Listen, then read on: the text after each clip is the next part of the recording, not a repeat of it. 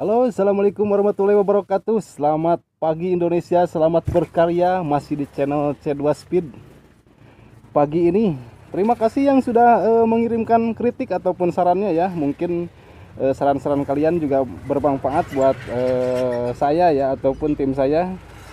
Dan hari ini kita akan mengganti pilot jet dan juga main jet pada sepeda motor Honda Astrea Legenda 2 ini ya. Dan satu set final gear atau gear ya, gear depan dan gear belakang kita akan sesuaikan sebagaimana mestinya diperuntukkan untuk road race, dan kita akan keluarkan motor ini. Baik.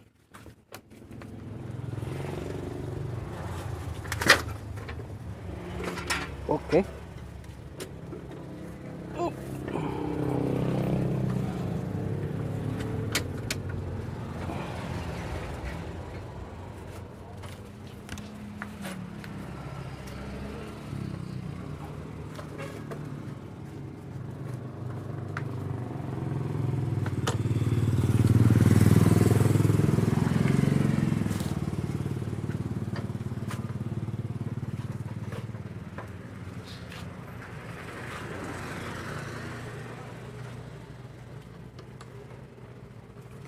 Dan kita akan ganti bagian sprocket atau final gear atau juga gear depan dan gear belakang ya, menggunakan 40-15 tadinya ya, karena kemarin kita menggunakan